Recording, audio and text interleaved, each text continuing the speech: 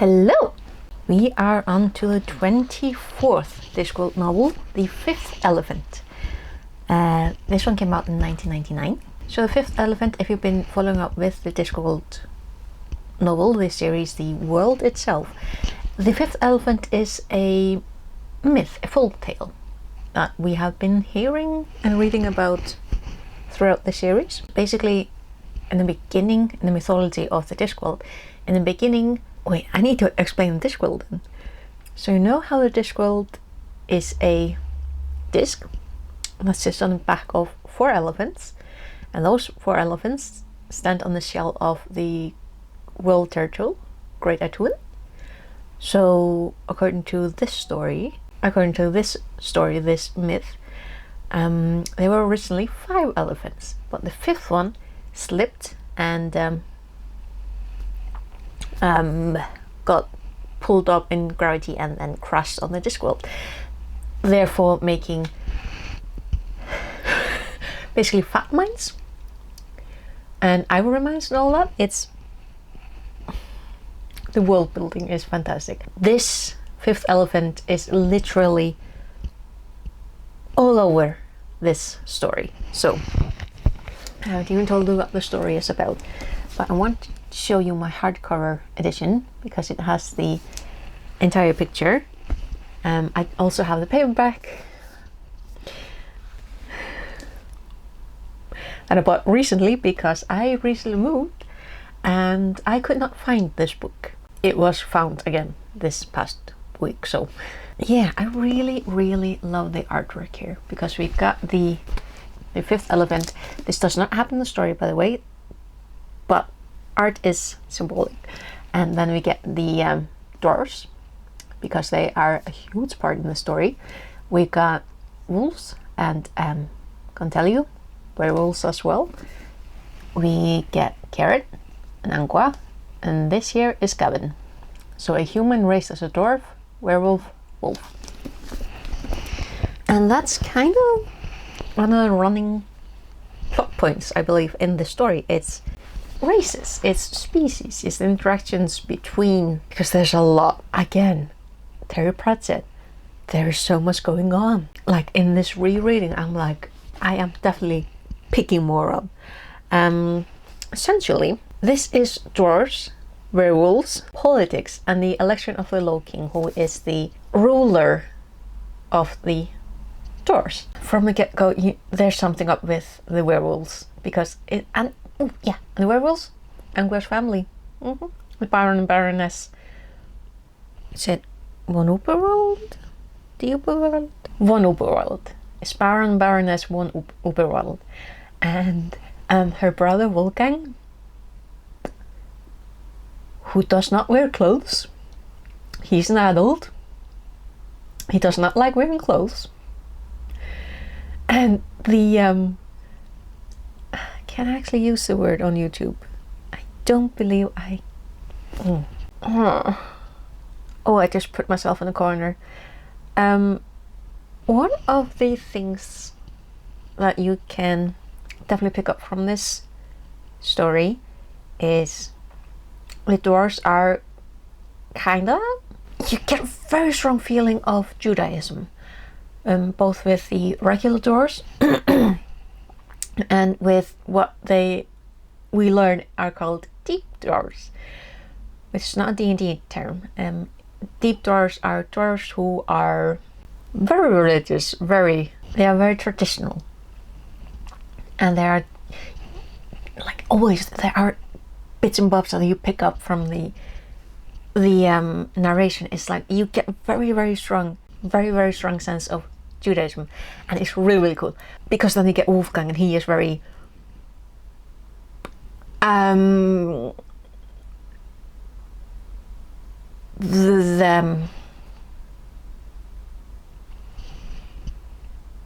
more like, when you think about world history, and especially Uberwald, that is very Eastern European and particularly German coded, and you think of history and you think of a very particular type group of people that no one likes, and the people who do like them are no one likes them. They had a very particular flag.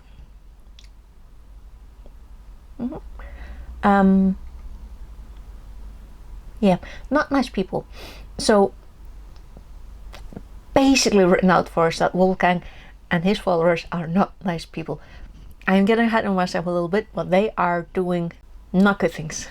Another thing that is in the very beginning of this book, we literally follow a nameless person who is being hunted by what turns out to be werewolves. And yeah.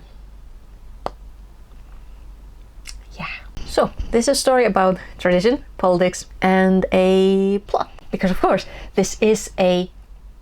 Wait, I didn't even tell it. This is a what story? So we are literally following...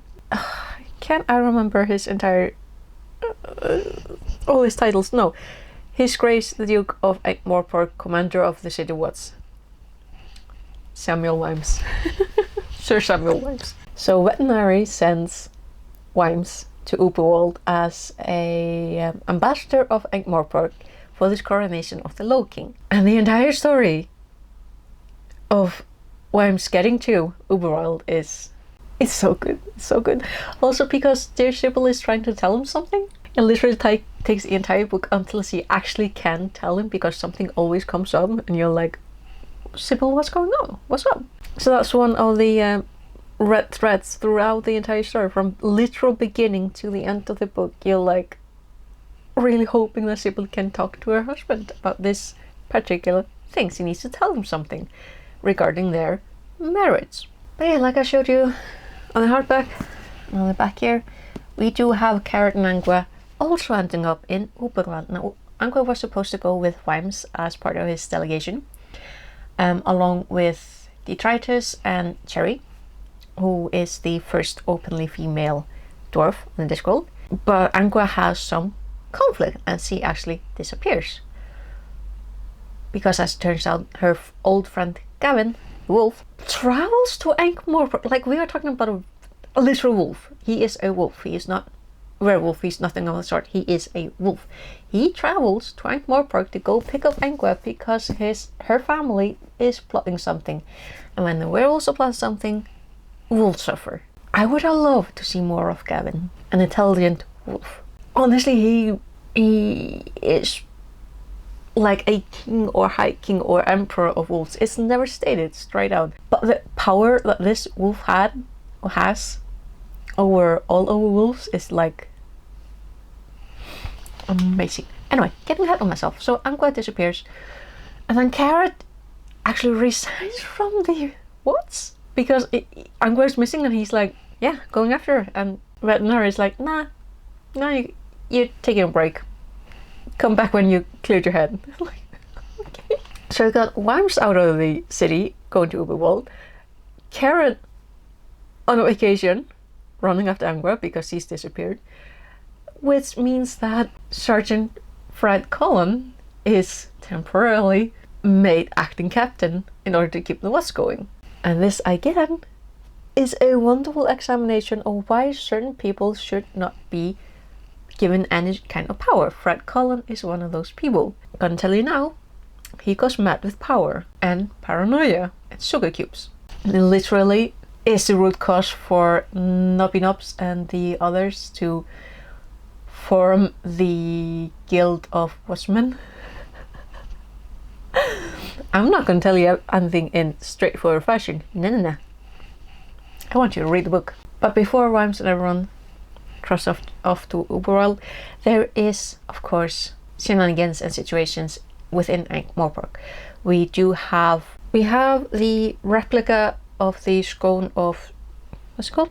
A scone of stone that was in... which one was it? Which book was it? Was it in Jingo? Was it in Jingo? The one with the gun. Was it Man at Arms? Was it Feet of Clay? Was it Jingo?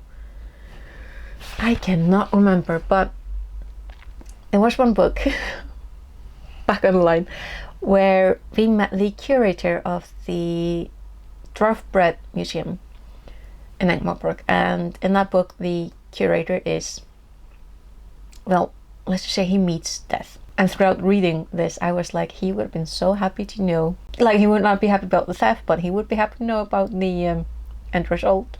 Like, he would have been so proud.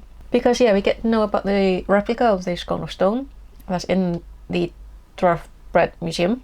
I feel like that has a longer name. Yeah. And of course, because we get to see it, it's straight away stolen. Right after we get to hear about it. There is also the murder of, what was his name? Vales Sonki, a rubber merchant. And that entire scene, like, I am not laughing because a man was murdered.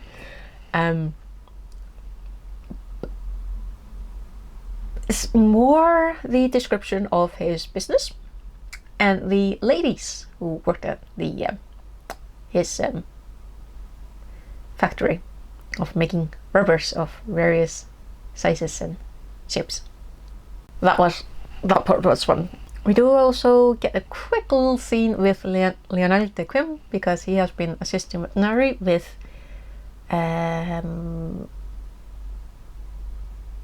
codes. Goodness, what is the word? Ciphers. Making a break in ciphers. And that scene does give us a wonderful view into how veterinary thinks and how the game is played. Wonderful. We also get another viewpoint character is Lady Margolata, who is a vampire, and one of the people that Vimes needs to meet when he gets to Uberwald, to the city of Bonk, where the coronation takes place. Bonk is very interesting because, apart from the name, haha, it is also kind of like a trifecta or quattro. Well, honestly, it's trifecta, but it should be quattro. Anyway, in the sense of the politics and the rulers, because we have the dwarves, well, basically underneath, because dwarves, there are the vampires and the werewolves, and basically humans are somewhere in between. I am so not explaining this well. Yeah, so Vimes goes with Sybil, the traitress, Cherry, and we was supposed to go with him, but she goes her own way. We also get Inigo Skimmer, who is a clerk from the patrician. And of course, Skimmer is not quite what he appears. That was another character that I really liked. Because of course, a clerk in the employee of the patrician that's never going to be just a clerk. And that's something that is very apparent when there's a bandit attack on the coats. And it turns out that, of course, Inigo is he is a graduate of the same school as the patrician. He is also directly connected with the acting consul in the embassy, the Ankh-Morpork embassy in Bonk. And as it turns out, the consul is the person that we were following in the beginning of the book, who very clearly is no longer here.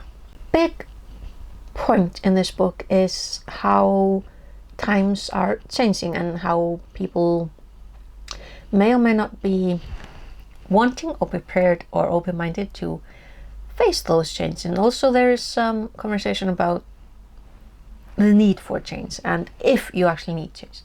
No, wait, that's not a conversation, that's just my brain. There is the spirit of traditions and how certain people do not like changes. Of course, the big part of that is the deep dwarfs, who are traditionalists, and their opposition, who is pretty much embodied in Cherry, who is the first openly female dwarf, because dwarfs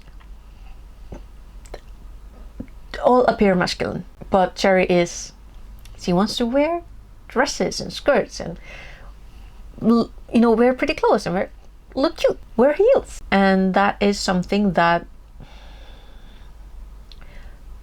she faced a lot of prejudice, and we get to see that in this book, like, which is it's so good. Like, you get so pissed off on her behalf. It's so good. But that is also another point. Like, as usual, there isn't a thread in this book that doesn't have a point. All threads that we are introduced to are woven in together. They aren't left. At least not in the sense that I get. Like, I don't get annoyed by some thread being like no loose threads. At least none that annoy me. Oh, we also get Igors. We get more Igors. There's an Igor at the embassy, at the Baroness estate, I believe, yeah. And one serving Lady Margareta. There are more. Also in the end. Now, the embassy Igor is attacked when he is offloading the coats. So clearly there's something up there. The clock towers are attacked. Oh, that's another thing that I forgot to mention. The Semaphore towers and the clock towers are another red thread throughout this story. It is mentioned again and again and again how connected and open everything is becoming. There are very few corners of the Discworld that are dark and isolated at this point. So yeah, the first good chunk of the book is Vimes getting to Uberwald. And a big part of this is Combe Valley. So the ghosts that are kind of hanging over the story, it is the fifth elephant that is name dropped and mentioned throughout. But another ghost that is hanging off of this is Combe Valley. And Combe Valley is this cultural and absolute just species clash between trolls and dwarves. Now, before I started rereading this book, I thought this was the one where I really dig into that. I was mistaken. That is that is a while to go until we get there. But we are really digging into the dwarf culture. Digging. The thing about the election of the Low King is that there are two candidates, and one is named Albrecht Albrechtsson, who is the more traditionalist of the two.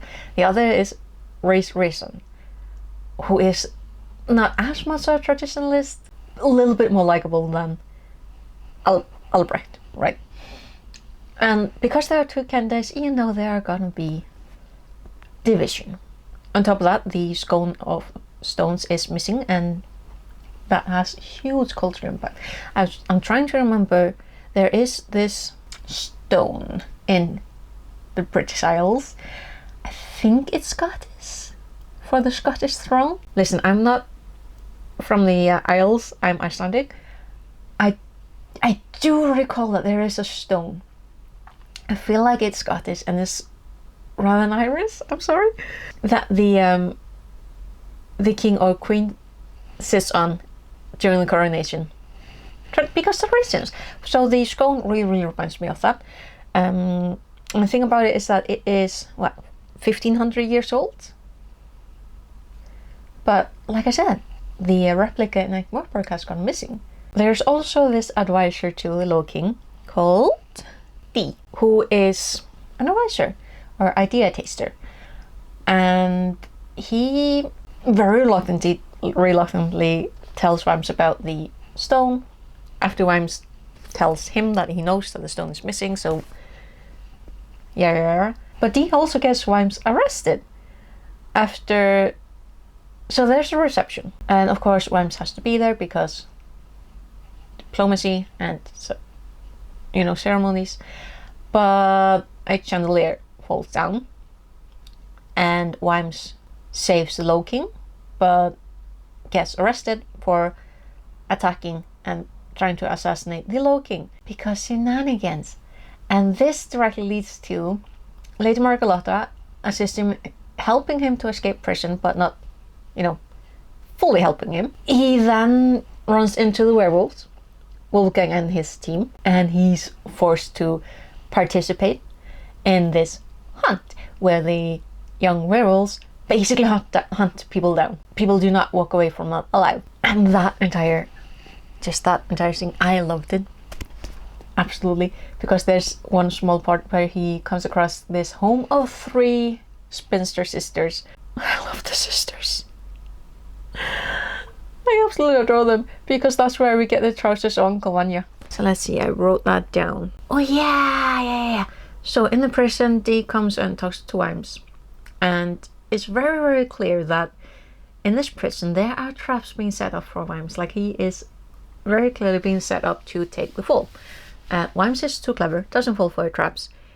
I wrote down, he meets Vulcan and his wolves. He meets death like 2 times. He meets those 3 sisters who give him the trousers Uncle Vanya. Runs into death again, runs away more. Then he meets up with Karen and Angra. That's right. Karen and Angra come to rescue with Gavin. So the thing is, the werewolves were plotting with Dee, the idea taster, to steal the scone of stones, reveal it as a replica, because of course the replica has replaced the original, and that's in order to discredit Loking, because you cannot have Loking without the scone, which means that they're going to kill tradition and basically start a civil war with the dwarfs. The last plot twist with that, I'm like, oh my god. And the plot twist after that, I'm like, oh my god. Like, literally, you, near the end of the book, you have Vimes and Cherry being like, haha, I'm not gonna tell you that one, but I'm gonna tell you that Angra's family don't like Carrot. They also don't like Angra. The thing about this scone, like I said, it's been 1500 years since it was first baked. I'm gonna tell you that when it comes to the scone of stone, you should also think about the ship of Theseus. Spoiler. Let's see, how much do I want to spoil? Yeah, there's a plot twist with Dee, a wonderful one. There is a very, very nice one with the king as well. The scone of stones, yes, and also with Sybil. Like, finally she manages to tell Vimes the thing that she was trying to tell him.